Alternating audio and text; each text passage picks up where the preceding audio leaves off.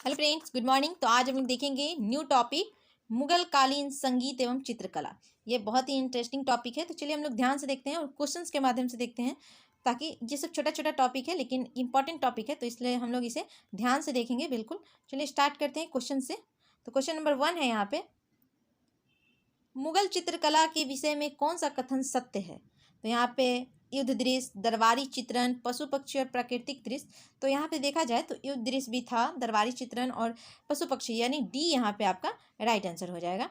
तो यहाँ पे जो उस्ताद मंसूर जो थे वो पशु पक्षी एवं प्राकृतिक दृश्यों का चित्रण करने में दक्ष थे, तो यहाँ से याद रखिएगा। चलिए नेक्स्ट है, चित्रकला की मुगल शैली का प्रारंभ किया था। तो यहाँ पे आपका कौन किया था, तो यहाँ पे हुमायूं जो था, ये चित्रकला के लिए स्टार्टिंग हुमायूं से ही हो गया था, लेकिन जहांगीर के समय में ये चरमोत्कर्ष पे रहा था। चलिए नेक्स्ट देखते हैं क्वेश्चन। तो देखिए पहले हुमायूं क्या बनाता है। तो चित्रकला के क्षेत्र में मुगल शैली का प्रारंभ हुमायूं ने किया। मुगल चित्रकला की नींव हुमायूं के शासनकाल में ही पड़ी। अपने फारस एवं अफगानिस्तान में निर्वासन काल में उसने मीर सैयद अली और अब्दुल समद नामक 2 फारसी चित्रकारों की सेवा प्राप्त की, जिनके द्वारा मुगल चित्रकला की शुरुआत की गई, और इन्होंने मिलकर उन्मत्त कला संगठन की स्थापना भी की थी। नेक्स्ट देखते हैं, किस मुगल शासक ने चित्रकारी के लिए कारखाने बनवाए।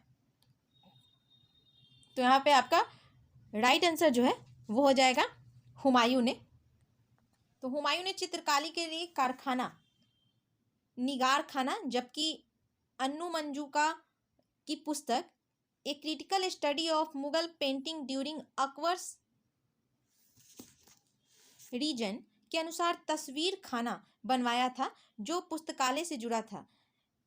ओके फ्रेंड्स, चलिए नेक्स्ट देखते हैं, चित्रकला की मुगल कलम भारतीय लघु चित्रकला की रीढ़ है। निम्नलिखित में से किस कलम पर मुगल चित्रकला का प्रभाव नहीं पड़ा। तो यहाँ आ जाएगा काली घाट। देखिए पहाड़ी, राजस्थानी, कांगड़ा तीनों है। तो यहाँ पे मुगल चित्रकला में पहाड़ी, राजस्थानी, कांगड़ा चित्रकला को प्रभावित किया था, लेकिन कालीघाट चित्रकला मुगल पर कोई भी प्रभाव नहीं पड़ा था। तो यहाँ पे आपका कालीघाट राइट आंसर हो जाएगा। फिर है, दास्तान ए अमीर हमजा का चित्रांकन किसके द्वारा किया गया था। तो ये अब्दुल समद के द्वारा किया गया था। तो ये अकबर ने अनेक ग्रंथों को चित्रित करवाया था। इसमें सर्वप्रथम दास्तान ए अमीर हमजा है। यह हुमायूं के काल में चित्रित होना आरंभ हुआ और अकबर के शासनकाल में पूर्ण हुआ था। बदायूनी और शाहनवाज खां के अनुसार इसे तैयार करने में 15 वर्ष लगे थे, और पहले सैयद अली तथा बाद में अब्दुल समद की देखरेख में प्राय 50 चित्रकारों ने इसे तैयार करने में हिस्सा लिया, और इसमें करीब 1400 चित्र हैं। यह ग्रंथ फारसी नायक अमीर हमजा यानी मोहम्मद साहब के चाचा के वीरतापूर्ण कारनामों का उल्लेख करता है। ओके फ्रेंड्स, चलिए नेक्स्ट है, दसवंत और बशावन प्रसिद्ध चित्रकार मुगल सम्राट के राज दरबारी थे। तो यहाँ पे हो जाएगा अकबर के थे। यूरोपीय चित्रकारी का प्रवेश किसके दरबार में हुआ। तो यहाँ पे हो जाएगा आपका अकबर। निम्नलिखित में से कौन जहांगीरी चित्रकार थे। नीचे आपको कुट भाषा में आपको बताना है। अब्दुल समद, अकारिजा, अबू हसन और मीर सैयद अली। तो यहाँ में आपको बताना है जहांगीर के दरबार में कौन थे। तो यहाँ पे आपका राइट आंसर जो हो जाएगा, तो अबू हसन थे, और कौन हो जाएंगे, तो आपके हो जाएंगे अकारिजा, यानी 2 और 3, यानी बी यहाँ पे आपका राइट आंसर हो जाएगा। मुगल चित्रकला ने किसके शासनकाल में उन्नति की। तो यहाँ पे हो जाएगा आपका जहांगीर। जहांगीर ने मुख्यतः निम्नलिखित में से किस कला को संरक्षण दिया था। तो वो था आपका चित्रकला को। इनमें से किस मुगल सम्राट ने सचित्र पांडुलिपियों से ध्यान हटाकर चित्राधार यानी एल्बम और व्यक्तित्व रूप चित्रों पर अधिक जोर दिया। तो यहाँ पे हो जाएगा आपका जहांगीर।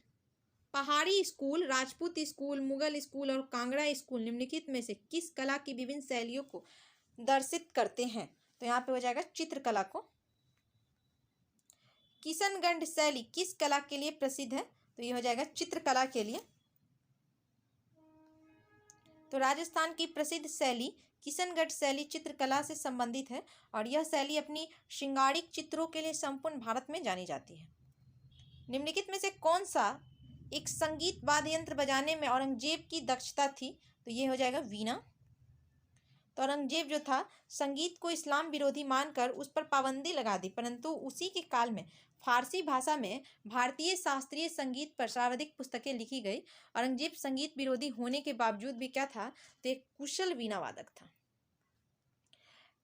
प्रायः काल में गाया जाने वाला राग उसे क्या बोलते हैं? तो उसे तोड़ी बोला जाता है। तो तोड़ी जो है ये आपका राग है जो कि प्रायःकालीन गाया जाने वाला है। यह राज दरबारों में भाटों एवं चारणों द्वारा गाया जाता था। तानसेन, बैजू बावरा और गोपाल नायक जैसे संगीतज्ञों ने स्वामी हरिदास से प्रशिक्षण प्राप्त किया था। स्वामी हरिदास के अनुयायियों ने कितने संगीत अर्चना केंद्र स्थापित किए? तो 5। तो इसमें आपके कौन कौन थे? तानसेन, बैजू बावरा, गोपाल नायक, मदन लाल, ये सब उल्लेखनीय हैं। अकबर के शासनकाल में ध्रुपद गायकों में सम्मिलित थे तानसेन, हरिदास, बिलास खां, सूरदास। तो इसमें से कौन थे? तो यहाँ पे हो जाएगा आपका तानसेन और हरिदास। ओके फ्रेंड्स, यानी ए यहाँ पे राइट आंसर हो जाएगा। तो यहाँ पे जो आप देखे थे बिलास खां जहांगीर के दरबार में प्रमुख संगीतज्ञ थे। प्रसिद्ध तानसेन का मकबरा कहाँ है? तो ये आपका ग्वालियर में स्थित है और इनका मूल नाम जो था वो था रामतनु पांडे तानसेन का। तानसेन का मूल नाम आपका अभी देख लिए, रामतनु पांडे। निम्नलिखित राजाओं में से किसने अकबर के पूर्व तानसेन को संरक्षण दिया था? तो यहाँ आ जाएगा भाटा का राजा रामचंद्र सिंह। निम्नलिखित में से किस मुगल शासक ने लाला कलावत से हिंदू संगीत की शिक्षा ली थी? तो वो था आपका अकबर। तो यहाँ पे हो जाएगा मुगल शासक अकबर नगाड़ा बजाने में प्रवीण था। इसने लाला कलावत से हिंदू संगीत की शिक्षा ली थी। पे आपका कंप्लीट हो गया जो भी इंपॉर्टेंट मुगल कालीन चित्रकला और संगीत से संबंधित क्वेश्चन थे। अब हम लोग देखेंगे मुगल कालीन साहित्य, जो कि साहित्य यानी कौन सी बुक लिखी गई, किसके द्वारा, उस बुक की क्या खासियत है, ये सब जानेंगे। तो चलिए मिलते हैं, नेक्स्ट टॉपिक होगा हम लोगों का मुगल कालीन साहित्य। तब तक के लिए आप हमारे चैनल पे न्यू हैं तो शेयर कर दीजिए, लाइक कर दीजिए और सब्सक्राइब जरूर कीजिएगा। तब तक के लिए थैंक यू।